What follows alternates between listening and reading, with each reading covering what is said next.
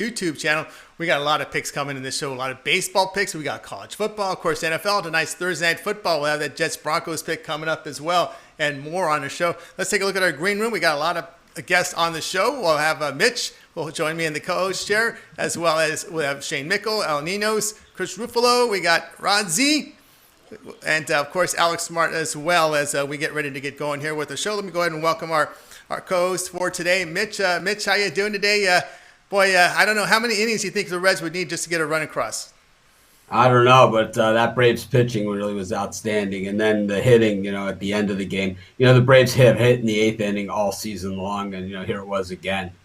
We've talked about that on the early show a lot, how the great teams, and I think we've talked about on this show too, the great teams seem to hit in the 8th, 7th, and 8th and 9th innings, and I can't tell you how many overs I've caught with the Braves, where it looked like you were dead to rights in the 7th and 8th inning. Yeah, of course, in these both games, and this one goes under because you got the Reds lineup with good pitching, but really not much hitting. And to their credit, the Reds pitchers definitely deserve a better fate. I think they pitch really well. They pitched really well, but someone's going to win and someone's going to lose. And the Braves were just a better team from top to bottom, and I think that really was the difference.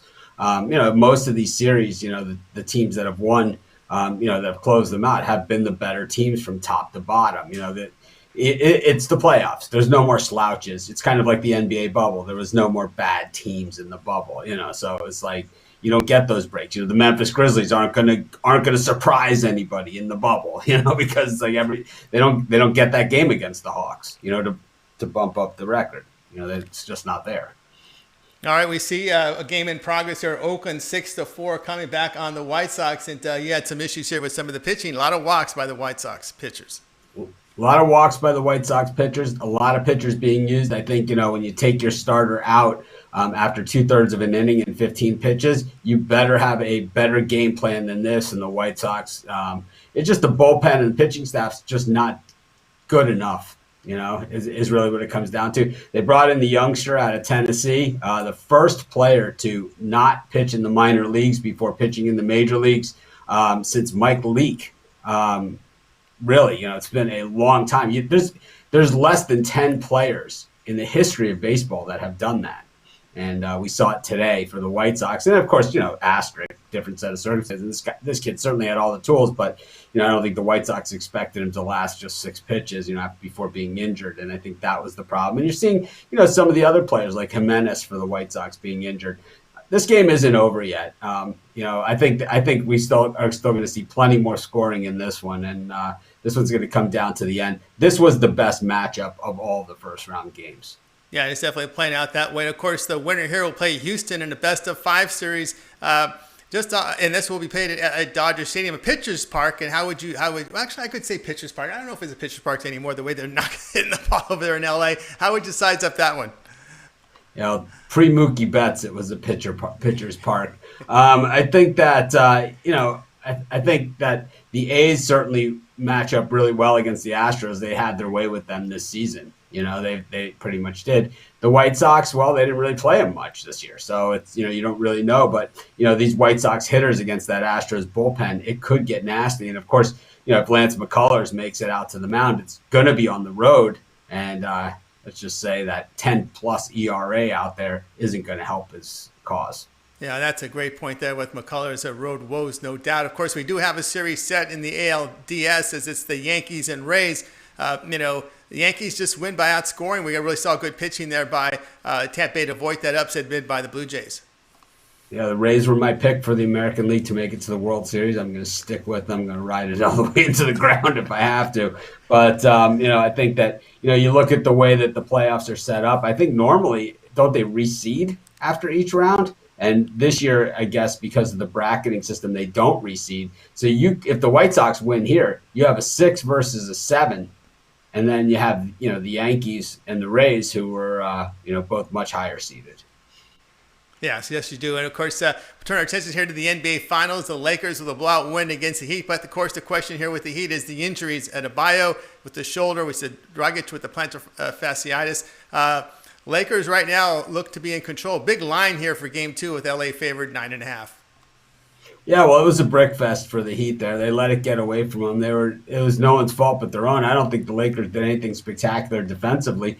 I just think it became a brick fest that they live by the three. They die with the three, as Al Ninos said in the commentary on my show this morning. But I think it was more than that. It was just the shots just weren't falling, So the shots that if you're going to beat the Lakers, you need to continue. They had the lead, and as soon as they had that lead, the shots stopped falling. And it's like when the shots stop falling, you're not going to win. And we saw it throughout the NBA playoffs so far. There's been blowout games in just about every series, and every single one, it's when the shots aren't falling for one team, they're falling for the other.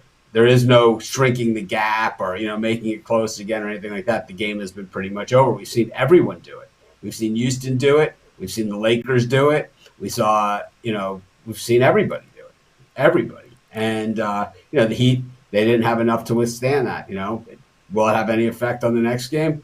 I'm not so sure, but we know one thing. The public loves to beat down an injury into way more than it is. They love it. It's like, we'll start talking about the Heat and, people will start saying, hey, this guy's out. This guy. It's like, yeah, I have ESPN. I have it on my TV and I have the internet at my house and I have, access to this injury information, which isn't a well-guarded secret. And, the odds makers apparently know about it too. And that's how you get a 4-point movement, right out of the gate. Yeah, a big 4-point movement there with those injuries there. Of course, the way the Lakers played and the supporting cast, we'll see if they can do that in back-to-back games. All right, guys, this is the drive-through Monday through Friday, 6 p.m. Eastern time. We have a lot of picks coming. We got as you saw in our green room, we have a lot of guests waiting, so let's bring one on right now. You'll find them over at Pick Dogs Premium. It's Alex Smart. Alex, how you doing today? And looks like I had, let me make sure I get Alex Smart on our show here. Looks like I've got me. That was you, huh? Yeah, I'm trying to bring it up so I can get in the comment. All right, let's see here. Looks like I'm going to have to go here and reset this here. Let's bring here. The old reset. The old reset, huh? That always works. Let's see if I've got Alex Smart here in the green room. We do. And let's bring him on. Turn it off. Alex, how you doing today? Good. How are you? How's everything? Well, everything's going, was going smooth until I pushed the wrong button, but we're okay. But Alex, I want to get your thoughts here. Of course, you kept an eye here on this White Sox athletics game. I know it's still early, but the White Sox got the bats to come back. Well, what's the old saying? It's not over till it's over, and you can see that already in this game. The White Sox pulled out early, and then the wheels fell off, and here we are, and it's not over though. Still, it's not over. So we'll see where it goes. Yeah, we'll see where this one ends up here. As I'm joined here with Alex Smart, and I'm back here with Mitch. But we'll bring Alex back up here in a second. All right, Alex, you're going to give us a game here between the we've got Florida and South Carolina in college football. As we turn our attention here to college. Interesting game here. We saw the Gamecocks showed improvement offensively, but they gave a lot of yardage in their game. And of course, South Carolina coming in here, looking to turn things around for this program. Of course, they're using a transfer, Colin Hill at quarterback. How do you see it? Well, I just watching them against, I actually tuned in and actually watched a good portion of that South Carolina game, Tennessee game last week. And you know what? That was a coin flip, and Tennessee is supposed to have a heck of a team this year, or a pretty good team. We'll see where that goes anyway. But and I was actually impressed by them. I thought I was impressed enough by them to think that they can cover this one over an overhyped Florida Gators team. And Muschamp has always had this thing about the about his old employers, and I can see him here coming up with a big effort. And I guarantee you that he was looking ahead to this game. And I think the biggest spread here, or the biggest score difference anyway, when these teams have played since he left Florida, has been about 13 points, 12 to 13 points. And anyway, to make a long story short, after watching Florida get blasted in their secondary last week, 443 yards they gave up to Ole Miss. That just it took me in a whole different direction on this Gators team. I'm not really sold on. There's just too many points here, in my opinion. And there's value getting points here with South Carolina. All right, Alex Smart says here, take the 17.5 here with the Florida Gators. And, of course, Mitch, we saw that Gators team really give up a lot of yards to Ole Miss last week. Absolutely. Gators lost a ton from their team last year. And I think, reloading is highly overrated when it comes to college football, highly overstated as well. And I think, that years and years of losing first-round NFL talent and guys leaving early makes it a lot tougher on a lot of these teams. I've never been a big fan of Dan Mullen to begin with. He's an offensive guy all the way. I'm a defensive guy, and I don't love his offensive system. And I think against the right team, it's going to leave his defense in some pretty bad spots. That being said, he's got a track team, at skill positions, and that's always going to help you. Florida's always going to get the pick of the litter of the Florida athletes, and that's where everybody recruits from. So, and they get the ones that they want. With that being said, how many Florida wide receivers do you see in the NFL? Not too many, which is amazing considering how many Florida wide receivers there are in the NFL, and we'll see a couple of them tonight. And Jerry Jeudy is, of course, one of those. But the thing is that I'm just not a Mullen fan. I'm not a Mullen guy, and I think Ole Miss. I think Ole Miss. It was Lane Kiffin's first game there, and I think that he's an offensive guy too. Maybe a little unprepared on the defensive side, but Muschamp is a defensive guy all the way. So his goal here is going to be keep it low scoring. So 17.5 is a ton. Yeah, it's a lot of points there. And, of course, Alex, the addition here with South Carolina's offensive coordinator, Mike Bobo. He brings in the quarterback here from his school in Colorado State in Colorado. He gets the start and did look impressive. There was a lot of hope for this Ryan Helinski, but Hill gets the job over Helinski. Not so much for me anyway, looking at roster positions because, these coaches constantly just keep on filling their spots, constantly, like Mitch said, sometimes it's overrated, the amount of changes that there are in the offseason. There's guys waiting to step into these roles. Lots of these kids have been recruited way in advance. And, South Carolina, no matter what they're going through and no matter what's going on, they're not that bad of a team. I know we all want to make it out like, it's the end of the South Carolina program. I know it was never a real big winning program, but right now, I actually like this Gamecocks. I like their fight, and I just too many points here for me. All right, Alex Smart here on our drive-through saying go ahead and take the points here with South Carolina. Alex, we see you over at Pig Dogs Premium. You were just doing fantastic work. Overall, 1,600 units of profit as we approach the bottom of the hour. What do you have going on over at Pig Dogs Premium? Greatest and one of the biggest games of the year tonight with the Jets and the Denver Broncos. Okay, anyway, but I've got a total on that tonight, guys, and I know everyone's looking forward to that game. All right, so if I pick up that's completely tongue-in-cheek, by the way. But okay. Yeah. But, that's what we've got going tonight. That's the only game I've got going tonight, and we'll be back in the NBA tomorrow.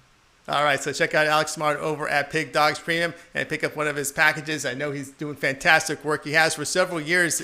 Sports betting moves a lot of money on these games, and check him out. All right, Alex, as always, great having your show. Have a great week, and we'll talk to you next week. Okay, take care. Bye. All right, back here with Mitch and I here on the drive-thru. Of course, we'll continue to our coverage, guys. A lot more coming, a lot more picks. We got baseball picks coming. We got the NFL Thursday night game as well as some college football coming up. But, Mitch, let's take a look at this game that will be coming up next, and that is the Cardinals and the Padres. And Wainwright is going to take the mound for St. Louis. It will be Davies on the hill for San Diego. Padres about $1.55 favorite total and plus 135 on the other side. Mitch, I remember Davies with Milwaukee. They just didn't have confidence in him. They pull him out early, and you can see by his body language he wasn't happy when he would get pulled early. He was really always showing, I won't say showing up console, but he wasn't happy there. He needed a change. But here we go, Mitch. Padres looking to avoid elimination. Boy, we're seeing some inconsistent umpiring here in Oakland right now. A ball about a foot outside, they call it a strike, and now a ball painted the line, called a ball. hey, it's the White Sox are up, so I'll take the bad. They're not calling the strike, but I think when we look at this other game, it's do or die for the Padres, and I think it was super disappointing for Tatis Jr. to have the opportunity and to really not do anything with it, and it's just. Is that something that's going to continue here, or in this series is going to be a learning experience, or does he get redemption tonight? I think they're going to need to score a lot more runs tonight than they did last night. I think this is going to be a higher scoring game. With Wainwright pitching, it is feast or famine. Of course, he has the playoff experience as McCann gets hit on the arm. Nobody out, runners at first and second here for the White Sox. But, it's just that, I had a lot. I didn't have as much. I admitted it. I had the worst baseball season I ever had. Right? It was 60 games. Thank God it wasn't 162. It could have really been a disaster. I could have been out on the street corner with my guitar and a coffee can. I'm telling you, it was so bad. I missed all the good Padres run because to me, they're always the same San Diego Padres. But tonight we're going to find out if it's the same old San Diego Padres. If they win tonight, look out. And that's all I got to say. But I think that's going to take a lot more than, a few runs to beat them tonight. I think it's going to take a lot more. I think this is going to be a 10. First to 10, I think, wins this one. All right, first to 10 says Mitch here in this one between the Cardinals and the Padres. Wainwright and Davies. Of course, I picked the Monday night game to go to 100 as well. So this is how I've been running lately. Keep the eye on the time change. This one moved to 7 p.m. Eastern time because of the lack of game threes in the AL. So this one a little more in a prime time setting here. You'll get a little few more hours to get down on this one. 7 Eastern time, actually top of the hour. All right, continuing here on the drive-through. Let's go ahead and bring on another capper for today. We'll bring in El Ninos to the show. El, how you doing today? Doing pretty good. How are you? Well, can't complain. I know you must be feeling good right now about your Lakers. And my Dodgers, but yeah, definitely Lakers further along their playoffs. So yeah, it sucks. I mean, at least Butler didn't go out, but he's listed as questionable for Game 2, and that's really not the way I'd want to win the championship. I'll take it, don't get me wrong, but I mean, I'd rather beat Butler and Dragic to get it. But I mean, I had the Lakers winning it either way, but should be. I mean, you saw the line move, and it's a different ballgame now. Yep, and of course, your other team. Go ahead, Rich. I was going to ask what the line was for the Lakers to win. It was minus 600 or something. I mean, I'm talking about Game 2 line. The spread on Game 2. I was just gonna say. I mean, I consider and give out minus 6. I consider and give out minus 600 picks all day long. I think we'll have about 4 viewers. But no, I never even looked at the series price for the Lakers. No. I mean, me and Tony did shows for years. I would say, I know they're down by 4 runs, but I'm going to bet the in game they come back and win this thing. And it's like you'd be surprised how many of those things we hit, right? I mean, yep. I think we bet Jonathan Papelbon right out of Philly. Oh yeah. He was good at going against these bad bullpens. When he had leads, he would say, "Let's go against them now." He had the perfect time. Down 4 or 5 runs. Yeah, he had some big hits. All right, now you're going to be taking a look here at a first 5 inning line for the game tomorrow. It's Miami and the Cubs in Game 2. Sixto Sanchez and Yu Darvish. Well, we could say about Sixto 5 good starts, two not so good. Darvish has been consistent all season long. How do you see this one?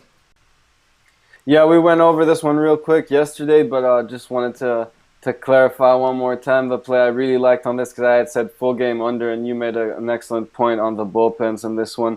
We got 2 great starters, so there's really no point in leaving it up to the bullpen in this one. I'm just gonna look at the first 5 under between 2 great starters. You said having great season. You mentioned a couple hiccups by Sanchez. I think he bounces back here and gets a strong start. Cubs bat's a little bit inconsistent lately, so expect him to take a little advantage of that and at least start out strong. All right, Al says look at the first 5 inning under between Marlins and Cubs. So, Mitch, the Cubs didn't hit much as they hit the end of the season. Some people think, well, they'll crank it up for the playoffs, but they come a little flat there in Game 1. Yeah, the Cubs, it's a little bit different team than we saw under Joe Madden. It's not this piece it together and, argue with the umpire and try to expand the strike zone, which is Madden's game. I think, with this Cubs team, it's more of an Earl Weaver type team where they really go for the long ball. and try and beat you that way. And they've had mixed success as it, and you're going to live by the long ball and die by the long ball. And it's like if they don't get it, with Sixto going, they're in deep doo doo here, and they're not going to need Bartman. They're not going to have Bartman to blame this time. Against the Marlins, it's going to be. I can't imagine it being worse, than for them than this. Yeah, it can't be. Al, are you looking at a side in this one? I am. I was looking at it today. I did see the rain, but I was thinking it was an early game and they could hold up and get it played. I still like the same side, sure. If you want to go, I am looking at a side, and it's probably going to be a premium play tomorrow. It's a pretty short card, so yeah. All right, so I was looking at sides. Al, we see over at Pig Dogs Premium having a really good start to the NFL and college football. What do you have going on right now over at Pig Dogs Premium as we reach the bottom of the hour? Yeah, I have, as we mentioned, I haven't made a play on the NBA yet. Got to take a real good look at that new spread, and it's definitely not as easy as the last one looked to me. But we'll take a good look at it and come up with a play there. And got, as I said, the Thursday night football going off. Got a couple other good MLB plays tonight, and got my favorite Sunday play for end of the NFL as well. And yeah, gonna start looking at the college football games. We got 2 of them tomorrow and a whole bunch of them on Saturday. So gonna get into those tonight. All right, guys, check out Al Ninos over at Pig Dogs Premium. Really good start to the NFL season, and pick up one of his packages. Al, it's always great having you on the show. Have a great night, and we will talk with you tomorrow. All right, you guys have a good one. See you actually next week, I believe. But That's right. I'll be ready tomorrow if you are. Thanks for joining us. We have a sports betting genius here in the Pick Dogs chat, Mickel Lopez, picking the winner of the Chiefs Ravens game 4 days after the game is over. Talking about an easy winner. Wow, that is impressive. I had the Patriots to beat the Falcons in the Super Bowl. No, they're showing a replay. Oh, they're showing a replay. Yes, I was getting excited there, but now we're back in live action. No, it's a pitching change. Pitching change. Pitching change. They're showing the replay of Robert's home run. That was a tape measure. That was, I think, one of the longest home runs of the year, right? I don't think I've seen a longer home run hit there in Oakland. I mean, I've never seen. Mike Fires is the Mike Trout. He's like the Michael Jordan poster. Dunking over a guy. Mike Fires is the Mike Trout. Highlight reel. Like all Trout's bomb home runs are all Mike Fires. But that's right. Yeah. But Mickel Lopez with that pick, that the Chief was easy. Anybody who was on Baltimore should stop betting immediately.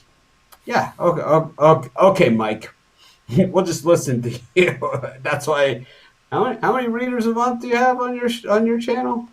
I don't know. I mean, what jerk? It's like, you get one. Congratulations, you got one right. It's like, and they gotta let everybody know, right? That's usually how it is. Oh, we got them in the Facebook group too. It's like they post the ticket after the game is over. Well, that really helped us all. Well, this to get you guys updated, we got a big situation here in Oakland. Oakland 6-4, 2 outs, but runners at the corner here for the White Sox. Another pitching change. They go to a left-hander, Jake Diekman, save on the year against the White Sox. No runs allowed in 1 1/3 innings. But Mitch, this is pretty serious stuff here for the White Sox, needing a big 2-out hit here. Yeah, they've been a 2-out hit team this season, so we'll see exactly what they do. They've also hit more home runs than any team in baseball. We've seen them down in this game and come back to tie it. We've seen the A's down, come back to take the lead. This has been that kind of game. I think it's far from over. As a White Sox fan, I would say we're in a little bit of trouble, but Mazza's the guy that's been hitting. So Mazzara is the guy that's been hitting, and he just almost gets hit there. I don't know if it hit him or if it didn't hit him, but he got a big hit last time he was up to knock in a run. I wouldn't be surprised to see him do the same thing here, hit it right down the right field line. Yeah, I would not surprise. Of course, it was before the show, Chris Ruffalo was saying this will not be the last lead change, and it may not be. So the White Sox are trying to rally here. All right, Mitch, let's take a look here at a college football game. With Tulsa and UCF will be going at it on Saturday. This one on ESPN2, one of the primetime games. UCF going to lay about 21.5 points. against Tulsa. Tulsa did give a pretty good defensive showing against Oklahoma State in their defeat. They're an experienced team defensively. They did cover, and they did upset UCF last year. But Gabriel looked good, but the defense gave a lot of points, and they allowed the East Carolina to come in through the back door last week. That was ugly. I said some choice words that you guys probably heard me on the U.S. mainland when I saw him running into the end zone. But rhymed with lock mucker. Anyways, if UCF plays their game, then this is a one-sided game, and the game is at UCF, and I believe it's their home opener. But in front of probably limited fans. In Florida is my guess. But I just think that UCF is clearly the better team. It's just a matter of I don't love that hook. And especially after what we saw last week. And, it's probably one of those rare situations that I would probably buy the half a point. All right, that's Mitch here. Join me here on the drive-through. Says looking at the half point at 21, possibly there with that UCF the back team. Door last. After you've been burned on something like that, it's 12 seconds left. They call timeout. Yep, 465 yards at East Carolina team, which has just been like a doormat. They've not been really. That's the scary part of that one. All right, as we're keeping an eye on this Oakland and White Sox game, there's still a 2-2 This Diekman, count. that getting a Brave to third on that foul ball could be big because this Diekman is all over the place. It's either over the plate or it is 5 feet outside. I could easily see him throwing one to the screen right here. We're not too with 3-2 count coming up here with runners on the corner here, and it's a big situation here for the White Sox. They walked them, so we got the bases loaded here, and of course they got to pitch the 3 batters now. So we'll see. Well, they got a righty coming up here for the White Sox, Mitch. Yeah, I believe it's Engel. I believe Engel's up, and he has had a day. He's been hitting the ball well. And this plays right into the cards for the White Sox because they are a good hitting team against right-handed pitching. Absolutely. They can hit either side, left or right. All right, continuing here on the drive-through. I'm gonna guess he walks one. I'm gonna guess he walks one in here because he is all over the place. Yeah. I think they get paid back here. We're seeing either that or he gives up the home run because he is just all over the place. He can't find the plate. Yep. It's a situation there that is nerve-wracking for these pitchers. All right, continue here on the drive. There's still a lot of picks coming, guys. We got the Sunday Night Football pick, a lot more baseball coming on. But let's bring in one of the puck dogs you hear in the morning at 10:30 a.m. Eastern Time with Mitch on the morning show. It's Chris Ruffalo. Chris, how you doing today? Looks like your prediction of another lead change in this White Sox-Oakland Athletics game may come through. Well, I'm a little bit ticked off. My book wouldn't take that betting on the Chiefs over the Ravens. I just tried. They wouldn't take it. They wouldn't take my action. So they told me I'm 4 days too late. Oh man! But come on, Michael Lopez. Why you giving me tips like that? Come on, let's go. But no, I'm loving this. I'm loving this baseball game. And Tony, it's like we said off air. I think this is going to be a replica of the Yankees game last night, where you're not going to see. This is not going to be the last lead change of the night for sure. No, absolutely not. So, of course, here joined by Chris Ruffalo here on the drive-through. Chris, you're going to be looking at a game I actually looked at myself. I was like scratching my head on this line move. We're looking at the Charlotte and FAU game, and we're seeing FAU favored about 6.5, 6, total 60.5. But the story here is, one, you have a coaching change. Willie Taggart now taking over to FAU. Their starting quarterback, Chris Robeson, left the program a few weeks before the start of the season. And FAU has had bad luck with this COVID. A lot of postponements here facing a Charlotte team here. And who does return their starting quarterback and their playmakers in the passing game. And they did play well to close the season and make a bowl. So how do you see this one? You brought up some very good points right out of the gate, Tony. But like for me, this line stood out right at first glance, and after digging into it, it really stood out. I mean, Charlotte's had a couple games postponed themselves, but they also had a game under their belt against a pretty good Appalachian State team, and they hung around in that game. And if there was one team that kind of benefited from COVID, if there was any sort of benefit, it's that the 49ers are going to get Chris Reynolds back as their starting quarterback, which is big considering he threw for 2,600 yards, 22 touchdowns last year.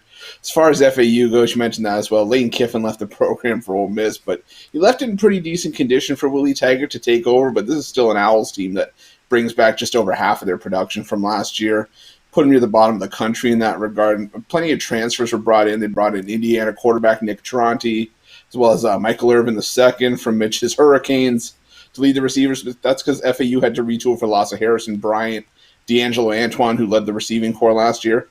Now, I respect Willie Taggart for what he's done. He built up Western Kentucky in the past, and he built up South Florida to be eventually a 10-win team.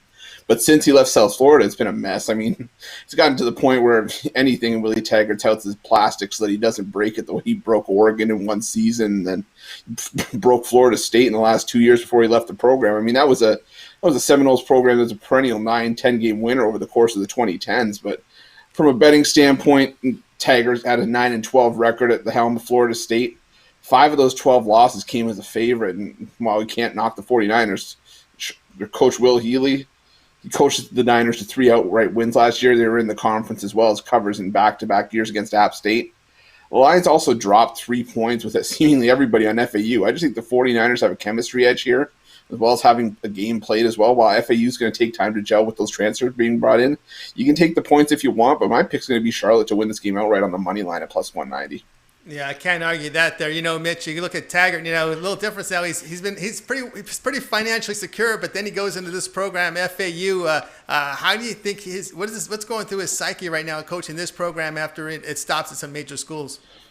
When he has been at the lower level schools, he's excelled. So we've seen him at non-Big 5 conference schools, and he's been one of the best coaches in the country. We saw him at Oregon. He never had his players there. We saw him at Florida State. He never had his players there. Very, very hard to tell. I think that shoot the message, or you got to give him time. College coaches get time. At Florida State, they didn't give him time. At Oregon, he left on his own to take the Florida State job. So he didn't get run out of Oregon. And had he gotten his own players in there, he was not exactly left a stretch limousine there. And at Florida State, he was not exactly left a stretch limousine either. He was left a depleted team by Jimbo Fisher, and he was left at Oregon. I mean, Chip Kelly was 10 years removed from that program by the time he got there. And we saw what he did at Western Kentucky and South Florida once he had his own guys in there. I think you're really, really giving Willie Taggart a tough look there. But I have to say, I do like Charlotte in this game. I think Willie Taggart, though, give him some time, give him that state of Florida recruiting base, give him the right guys to run his system. I always like coaches that roll the dice, and Taggart's one of those guys. He's a dice roller. He's not going to sit there. He's never going to play to not lose. He's always going to play to win, and that's going to shoot you in the foot sometimes. At Florida State, he was outmanned. He didn't have the guys. It's super hard. It's like, Butch Davis's record was his first year at Miami? I mean, 3-9? They wanted to run him out of town. They flew banners over the stadium that said "Fire Butch," on the back of airplanes. 5 years later, they're on a 39-game winning streak. It takes time to build a program. Howard Schnellenberger, his first year at Miami. Same thing, from nowhere. And then 5 years later, you win a national championship. What was Nick Saban, his first year at Alabama? He wasn't winning championships. It takes time. And I think, you have to give Willie Taggart that type of time too. So I like your pick. I don't like your Taggart assessment. I find it unfair. All right. You want to what's your response there? I'm playing moderator tonight. No, it's a fair point. I just go off of what I saw on the surface, and you know what? It's true. I mean, Willie Taggart is a guy you're gonna have to give a fair shake to, and at least give him a year or two to sort of build that recruiting base underneath him. It's just, I don't know. Track record sort of spoke to me a little bit, at least at the bigger schools, but it's a valid point. You got to give him his fair shake. But as far as this game goes, that's just the way I was leaning with the 49ers and having the chemistry edge and with what I feel, at least for the first game for Rockies, is going to be the all valid points. But when Willie Taggart was the coach at USF, they were scoring 70 points a game. It's That's like true. when he was at Western Kentucky, taking on the big boy schools from the big conference, down by one, scoring the late touchdown. we're going for 2 every single time. He would never like step back and say, "Oh, we'll kick the field goal and play for overtime." It's like, we're going to try and win it right here and now. And more often than not, he did. So I just think that, you got to give Willie Taggart a fair chance, especially, maybe there's certain guys out there that this is where they're their best. They're at their best. There's certain college coaches that can't do it in the NFL. We saw what Lou Holtz looked like at the New York Jets. It's just there are certain guys that fit better in certain environments. I think Willie Taggart would have been awesome at Oregon over time. He just, he thought at Florida State he had something else. It's, I think Jimbo Fisher took the Texas A&M job, but I'm going to guess he would have probably been fired with that Florida State team shortly. Yeah, and of course the conversation could be different, Chris, going into next season. After there's been a full year, he's got some recruiting in. It may be different, but now it's a totally different situation with the COVID, the postponements, no experience on defense, only 3 starters back. You lose your starting quarterback. There's a lot going on there for him right here in the school. And differently, like we said, there's a lot more zeros in Taggart's bank account. He feels a little bit more financially secure now. So it's also, you got that plays into a little bit, right? Oh, absolutely. The financial security, it allows you to at least not have to keep looking over your shoulder. It allows you to sit back and do your job a little bit better. But you know what? I think if you do give him a couple of years, I definitely think Willie Taggart's going to have this FAU program back to being one of the top teams in the in Conference USA. It's like Mitch said, it's just going to be about sort of building that pipeline and establishing that base of recruits that you bring in. And I just think it's going to be a little bit of a healing process in the first couple of weeks. But don't get me wrong, I think this is definitely still an FAU team that can reach a bowl game by the end of the season. I just think first couple of weeks it might just be tough sledding, especially with it being so far into the season. But I mean, with that said, it's 2 teams have combined to play 1 game so far. So I mean, look at Lane Kiffin's head coaching experience before taking the FAU job. Yep. I mean, he got fired in an airport. I mean, it doesn't get in the airplane hangar. They don't do that. They don't do that one to everybody. It's like you got to fly back with your team on the plane as the fired coach. It's like you don't even get the coach respect anymore. I mean, that's as bad as it gets. It was like when they fired Arkansas fired, what was his name? The guy from Wisconsin. They fired him on the field after the final season. It was like, I mean, it's cutthroat out there. So I think Willie Taggart's going to be fine there. And if worst comes to worst, there's a lot worse places to be than in Boca with moderate expectations at best, right? I mean, Florida Atlantic, you don't need to be on the Miami, Florida State, even UCF level. You're fine, being FAU and playing in the Bahamas Bowl. They're fine with that, and Boca's not bad. No, you play exciting football. You get a few nice primetime games on TV. You're looking pretty good. And don't forget Kiffin getting grilled by Al Davis. When Al Davis went bonkers over his firing, taking the blame. That was pretty good. That was pretty fun. Good television. All right, you're joined by Chris Ruffalo and Mitch here. Look at the numbers, Chris. You fantastic NBA season. You're doing well over at Pig Dogs Premium. As we approach the top of the hour, what do you have over at Pig Dogs Premium? My drive-through special has been a hit ever since I unveiled it last week. So, I got another one tonight. I got number 3 combo. You got 3 picks across the board for the rest of tonight's card. 2 MLB primetime slots, and I'm also throwing in my top play for the Thursday night game, if you can even call it such a thing in this Thursday night game. But $25 over at the website. But my best suggestion for everyone starting tomorrow, take a look at the longer term packages, even start the 3-day, because I'm going to have a massive weekend in college football and NFL. I'm loving the cards. We're going to crush it this weekend, so just take a look at those as well. All right, yeah, check out Chris Ruffalo over at Pig Dogs Premium. Pick up one of those long-term packages. We're getting right into the teeth of football season. It'll be a good time to pick it up. All right, Chris, it's always great having your show. Have a great night, and we will talk with you tomorrow. And listen and watch you on the morning show with Mitch at 10:30 a.m. Eastern Time. Yeah, we want to see your autographed picture behind you on your set going forward. It's a new feature. I had to go back and listen to this morning show and Bittler's commentary about the autographed picture, and he wants to cut my hair. I don't think so. It's like it's weird. As soon as that happened, I got a couple of emails asking if I wanted to have my legs massaged. But that was besides the point. I don't know. It's a weird email that I didn't recognize. But as far as my picture, I got a 24 by 36 poster waiting for me to go pick up right now. That I'm going to go sign now. I'll send out a couple to my eager fans that are waiting for autograph merchandise. Hey, your pick picture isn't bad, is it? That's not too bad. Yeah, that's my model pose. That's the there you go. That's the lean over. That's the lean over the counter with the fist under the chin, the thinker pose. That's little does everybody know. I was not wearing pants in that picture. That was on his application to work at the Apple store. Okay, there you go. Yeah, that was on my Apple application. That was on my LinkedIn profile. That was on. That's on my Uber Eats account. I'll stick with mine right here. My celebrity photo. I'm gonna put up the rack behind me, and my picture's gonna be the only one up there. I'm not even gonna have anything. I'm just gonna put my picture. Nice. This is the one. It's my wedding picture. That's what I said. I said you already got Ric Flair lined up behind you. You got to sign it. And, you're gonna have a couple autograph pictures. Sign it. Send the prints out. What?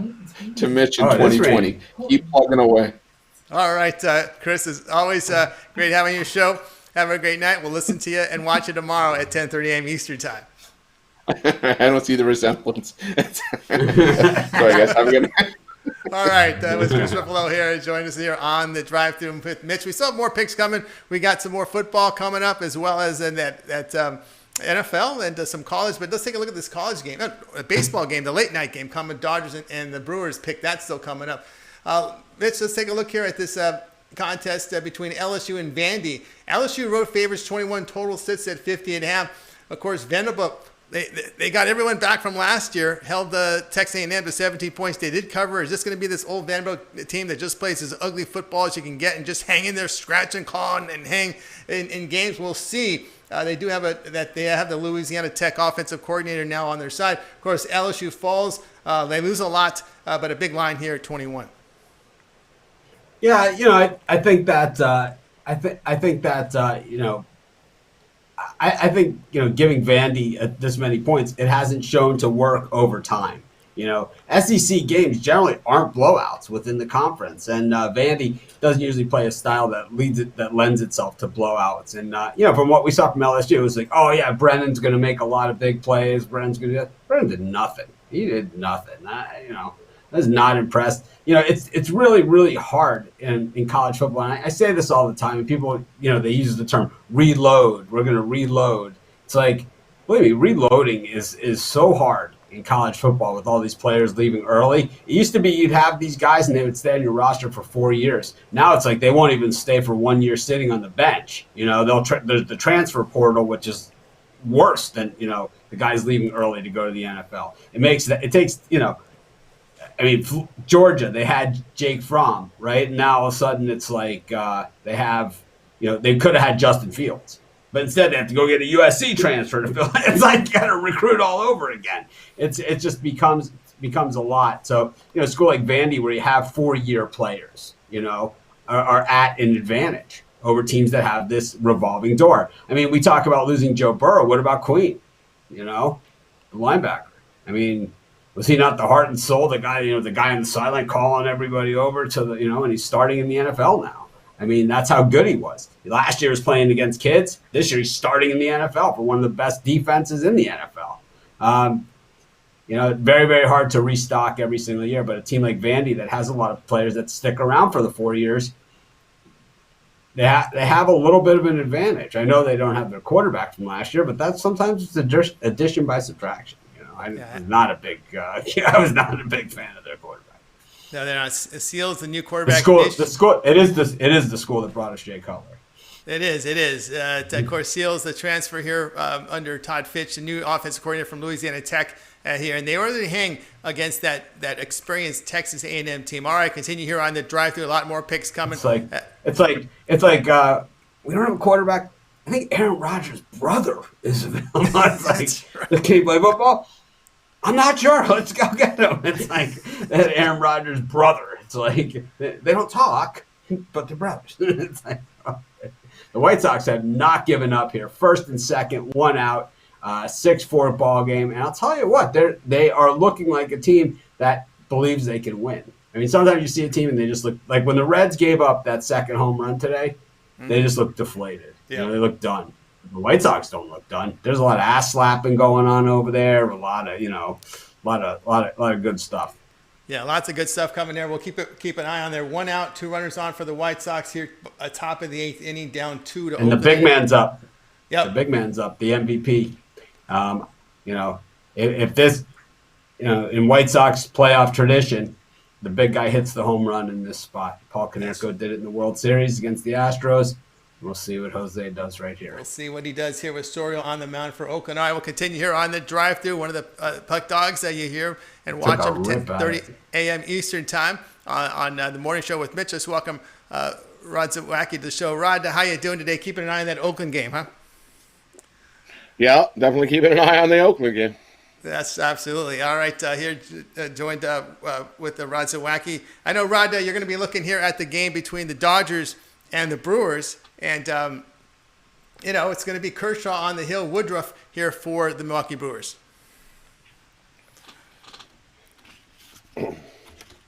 Yeah, in this contest here for me, we got Woodruff versus Kershaw. Woodruff, he's pitched real well. His last time out, he pitched, I think, what is definitely his best career start against outdueling Wainwright, pitching 8 scoreless innings, 10 strikeouts, 1 walk. And for me, we know playoff Kershaw. His numbers are 9-11, 4.43 ERA compared to his regular season. For me, this price, you want to lay that with Kershaw? He looked good all year. There is, of course, a higher percentage that the Dodgers do win this game, but all the value is here with taking a shot with Woodruff and the Brewers. So I'm going to take a shot here with the Brewers to win at what are they? You can get them at plus 220 now. I'm going to take a shot. All right, Rod says take Milwaukee Brewers. That number's all over the place. You can expect late money on the Dodgers. It always seems to be with this team is the last several seasons. It's been the late money. So you wait, you can probably get over 200 plus 200 price. Yeah, oh yeah, right. Yes. I'm seeing it at some books. You can get it over plus 210 right now at some books. So definitely shop that line. So yeah, it's been moved here over the hour. It's been some heavy movement here on the Dodgers. Of course, that looks like the way to go, Mitch. If you're looking at the side in this one with Kershaw, he's had a history. I was there in 2009 when it all started. When he walked like 5 batters in a row against the Phillies, you could see Kershaw. It's a difference. It's not himself in these postseasons. No, ERA approaching 5. Yeah, 4.43 ERA, worst ERA of any playoff pitcher with more than 100 innings pitched. Clayton Kershaw. A Braves swings at a pitch on the outside. Man, did he take a rip at it. It looked like Soria just doesn't want any part of the strike zone here with Abreu up, but, he got him to chase outside 2-2. Man, this is baseball right here. It's like this is what it's all about. And, our situations just like this. I mean, if they happen to get him out, they still have a chance. But this is your captain. I mean, do you pitch around him? Here, what do you try? Soria, the ball that he swung at on the last one, he's apparently just trying to miss him. But I'm with you guys. I bet personally, which I do. I bet surprise. I do bet. And I took the reverse run line just for the hell of it, too, on this one as well. Wow. What was the plus on that? Oh, no. Double play to get out of it. Brutal. Yeah, that's pretty much it. I'd say we're done. They had, the White Sox had 2 chances, good ones with runners in scoring position, bottom of the 7th. But again, it was just a little, looked like it was a breaking ball. It went down. And he went outside, yeah. Outside. He took something off. Soria took something off. After coming heat. He took a little off and got him to get in front of a ball. And, of course, you get in front of it, you're not going to make good contact. And that's what happened. It was a comebacker to the mound to Soria, and they turned the double play. Ouch. So, rough. All right, Rod, we see you up at Pig Dogs Premium. Such is the life of a Sox fan. I don't even have money on this game. All right, Rod, do we see over at Pick Dogs? Really good NBA season, doing well up there. What do you have going on as we approach the top of the hour over at Pick Dogs Premium? For me going on tonight, I got one play left in the NFL. Picking the NFL game tonight. You can pick that up over at the website. Or, like I said, I'm gonna start. I'm loving this weekend, and I'm gonna kick off October and have a huge October. So sign up. I got a week package there for $99. Get it out. We're gonna have a huge weekend. Pick it up now over there at Pig Dogs Premium. Huge weekend from Rod Zawacki at Pig Dogs. All right, Rod, as always, great having you on the show. Have a great night. We'll talk to you tomorrow, and we'll listen and watch you on the morning show at 10:30 tomorrow morning. Good to be here. You guys have yourself a good evening. All right, everybody. Rod Zawacki here on Drive Thru. Guys, we have a lot more coming, a lot more picks coming. And Mitch, I'd like to talk about this Navy Air Force game. This one at 6 Eastern time on CBS Sports Network. Navy favored by 7. Total sits here at 46. Of course, the concern here was with Air Force, the first game, and they had a lot of players opt out, if you would. And, of course, Navy had a couple games under their belt, but you expect Calhoun several seasons in his belt at Air Force. Air Force has been a successful program. The Mountain West did decide to play after all, but, they had clearance to play these 2 games against Navy and Army, so Air Force knew they were playing this game, but they're going to be shorthanded here, a limited roster. But this is a service academy school, so how do you see this one? Yeah, we haven't really seen much from Air Force. Navy, we saw, have that comeback win against Tulane. This isn't one that I'm absolutely dialed into. We got a gigantic line move in this thing, and I'm just not 100% sure where it's coming from. So I haven't really made a projection on this one yet. All right, I mentioned projection here. The issue there is basically not knowing the roster here for Air Force appears to be depleted because a lot of their players have opted out. So that was the talk there with this Navy Air Force game. That's where you're seeing it move in the direction there from our Air Force -1 to Navy -7. So a little more time to look at that one. Maybe it just doesn't seem like they should be favored by 7 points over anybody. I probably take the points there just on spite alone. Normally when I can't decide, I just take the points.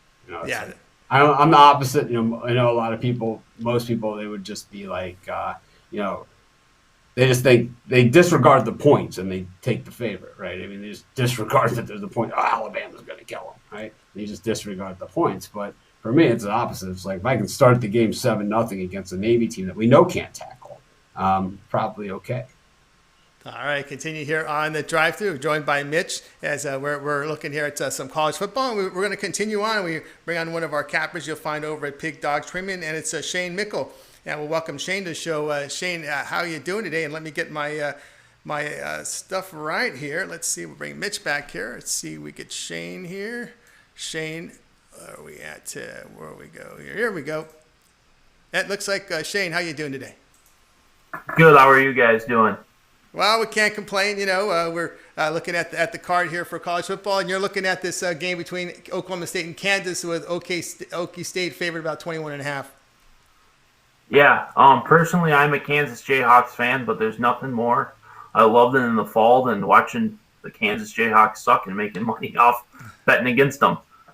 It doesn't seem to matter what they do. They're just not a very talented team. I thought this year might be a little different. But their defense still is terrible. This is a team that led up over 40 points to Coastal Carolina. Oklahoma State hasn't looked great the first couple games. And they might be running with their backup quarterback this game, but it doesn't matter. They could have Chuba Hubbard starting at quarterback, and they would still put up 60 on this Kansas Jayhawks defense. I like Oklahoma State big in this one. All right, Mitch, Les Miles over to Kansas hasn't really seemed to pan out. There hasn't been a lot of excitement at this program last year or at the start of this season. No, Les Miles just doesn't have a lot to work with. He lost his best player, transferred to Virginia Tech, and that's why I was kind of on the Hokies last week. I picked Virginia Tech last week. I told you so. Thank me later. Or you could have gotten my premium pick and it's documented. But anyways, I just think that Oklahoma State's quarterback play is so bad. It's so terrible, and it's like I understand Chuba Hubbard's probably going to have a field day here, but we're talking a lot of points and probably some line movement before this game goes. If I can get more than 3 touchdowns with the Jayhawks, I figure why not. That one thing I was going to look when I looked at this game. The first thing I thought, Shane, was if things aren't working for Kansas, maybe they'll resort back to that run game that they had where they were competitive.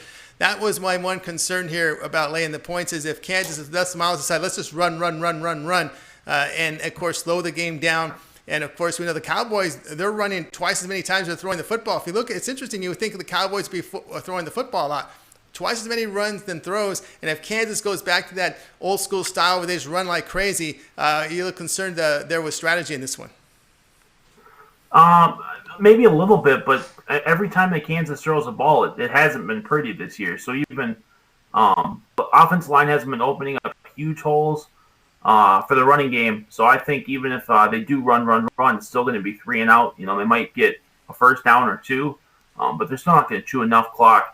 Still going to be short field for Oklahoma State, and they're going to feast.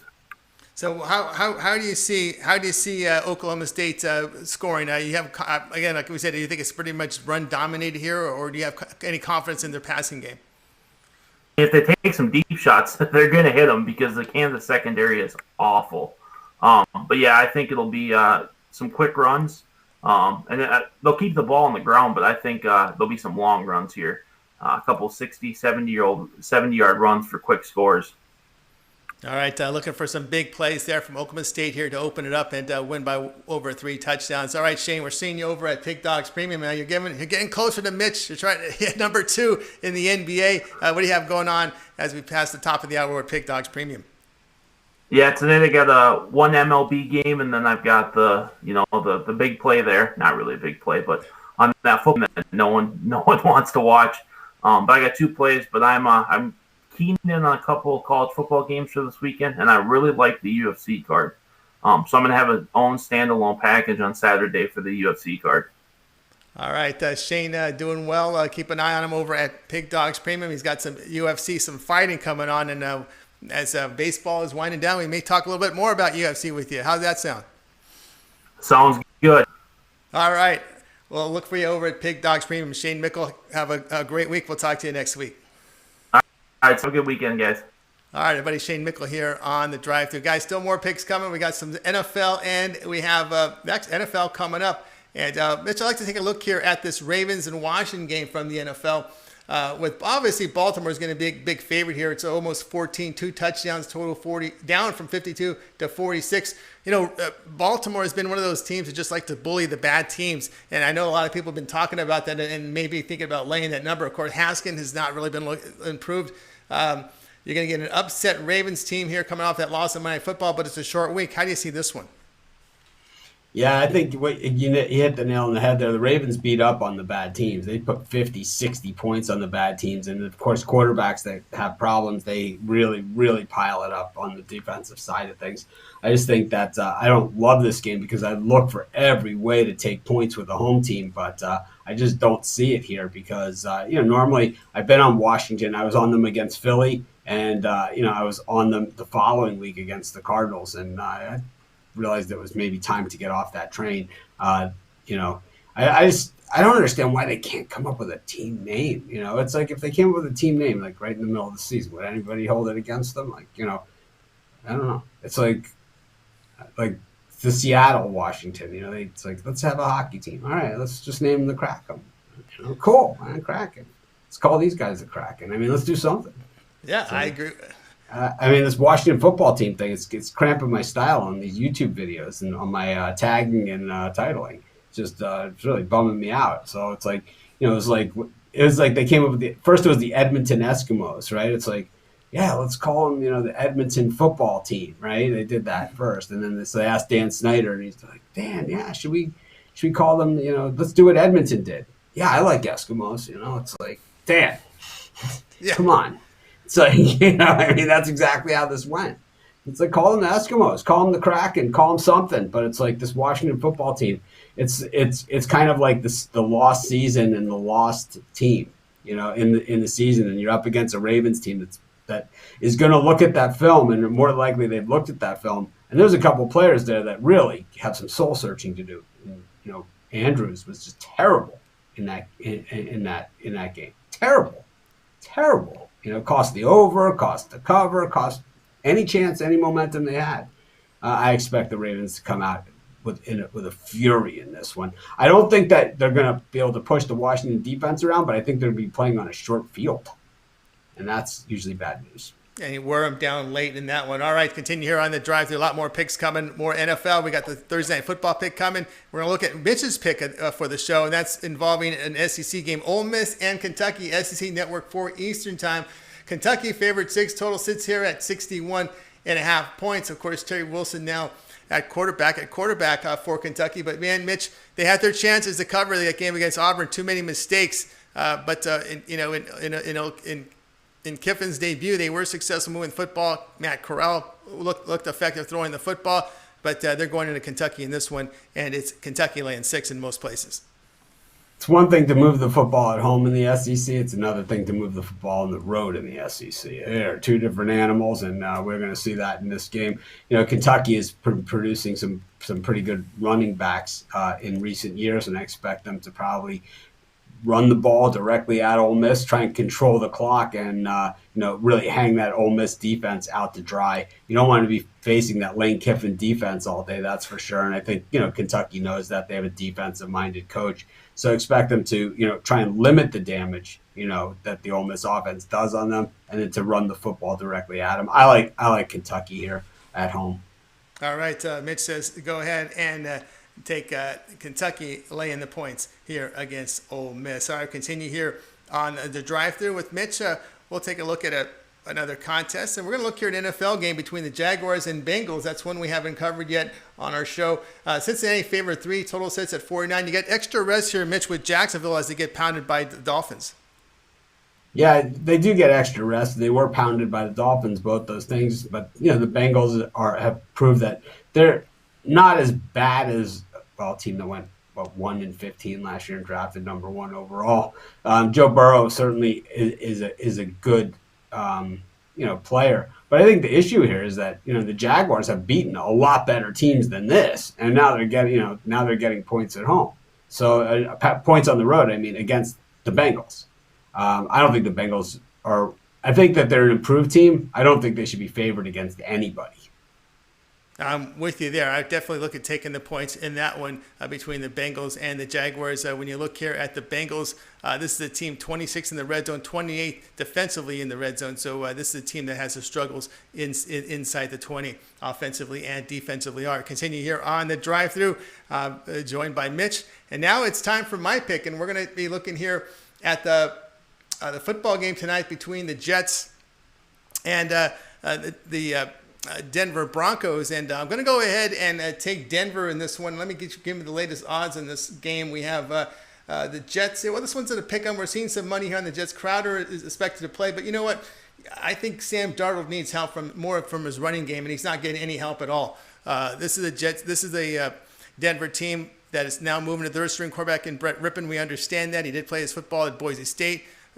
Does have a year in the Broncos organization on the practice squad. When I've seen from Denver, they performed better than the Jets on defensive side of the football, and they've been a little bit more competitive in games. And Jets, they've just looked bad. I mean, no Le'Veon Bell, a quarterback that's not very confident. You've got Melvin Gordon, Royce Freeman in the backfield for Denver, but the Darnold's average just 5.2 yards per pass attempt. Like I said, no help from the run game, just 3.6 yards per attempt. I think they're on principle. I just think Denver defensively a little better than the Jets, and I like them in this one. All right, here joined by Mitch. We got this Broncos-Jets game, and during COVID, we always said, man, bad football is better than no football. Yeah, and we're gonna find out exactly if we were just talking or if we really mean it, because tonight is a great chance to see just how bad a football we're willing to watch, because this line has actually moved all over the place. This was one of those lines that when it opened, it's the Dave Koch, they're not betting the team, they're betting the points, they're betting the number. And it's like at 2.5, the Sharps love the Jets, and at plus 1.5, the Sharps love the Broncos. So the Sharps are looking at a 1-point game here, and I'm with them that this is going to be a tight, crappy, lousy 16-14, 12-10. 4 field goals up against a touchdown field goal, something like that. This is a crappy game.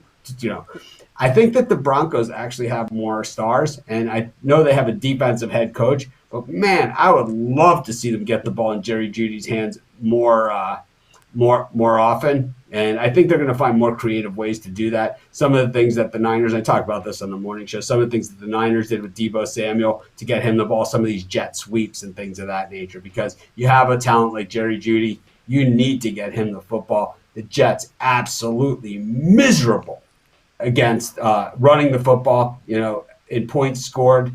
The Jets are just not a very good team. This team is 24th in the NFL against the run. And, you hear coaches say all the time, what do you want to do today? We want to be able to run the football. We want to be able to stop the run. And the Jets do neither of those things.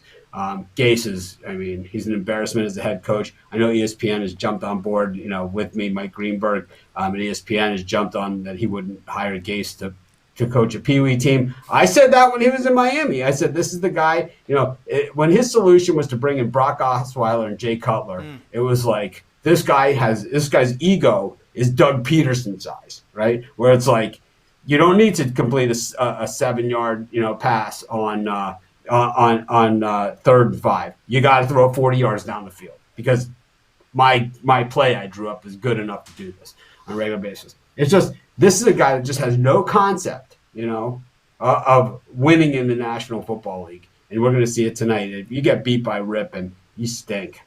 Oh, yeah, that's for sure. All right, here on the drive-thru, I'm joined by Mitch. And let's go ahead and recap the picks from today's show. And we got it started here with Alex Smart. He said take South Carolina plus the 17.5 against Florida. Then we had Al on. He likes the Cubs. Marlins don't deal with the bullpens. We got Sixto and Darvish up there. Just go under 3.5 in the first 5 innings. Chris was on. He says take Charlotte 49ers. This is college football. Plus 170 on the money line against FAU. Rod Zawacki said take the Brewers. We knew that this was now up over plus 200 against the LA Dodgers. Shane Mickel says Oklahoma State minus 21.5 against Kansas. Mitch, lay the points with Kentucky minus 6 against Ole Miss. Yours truly was the Broncos. This one's all over the place. You can find pick against the Jets. And I always ask Mitch, other than his pick, which one do you like the best? I'll go with it's between you and I like Ruffalo's plus 170 right there. Charlotte. Yeah, I had my eye on that one as well. All right, Chris Ruffalo saying take Charlotte plus 170. All right, continue. I don't like his Taggart comments. I know he did not like that. He did not like that at all because Taggart now is, back where he performs best, and he won't be under the pressure to win now. When you go to school. I think he would have won at Oregon. I just don't think he sat around and waited for the miracle to happen. But I think had he stayed at Oregon more than a year, he would have won there too. His offense at Oregon, he would have been revered. He just wanted that Florida State job. Yep, that's what he did. All right, here on the drive-thru, guys, we got all the picks in. Don't forget, tomorrow morning, 10:30 a.m. Eastern Time. It's a morning show with Mitch and company. And, of course, we'll be back tomorrow. We'll have a lot of picks to go over. We'll have the NBA, Heat and Lakers. We'll have Game 2 picks. We'll have picks from Major League Baseball. And we know we're going to have one game. We'll have the Cubs and the Marlins. Hope there'll be some primetime games. Maybe there'll be some series we can talk about. But we'll definitely have a lot of football tomorrow. We'll have a Louisiana Tech and BYU. Mitch, BYU laying about 24 points in that one. Well, the thing about BYU is when they play against those smaller division schools, they always look about 2 to 3 times the size of them. And we saw it last time out against Troy. It'll be interesting. Louisiana Tech a little bit better than a Troy. Robert up here for the White Sox, they're running out of chances. This is the 9th inning. They got a runner on first, Liam Hendricks, throwing. But, hey, a guy that throws this hard against a guy that hits the ball this hard, maybe he hits one further than the 487 that he hit the first home run. Yeah, we'll see that as they're down to 2 outs remaining here in this one, 6-4 in the 9th inning. White Sox trying to stay off elimination. All right, one more out remaining. All right, let's bring on the Pick Dogs with one more wave goodbye. And remember, we're back tomorrow at 6 p.m. Eastern Time. We'll see you guys tomorrow.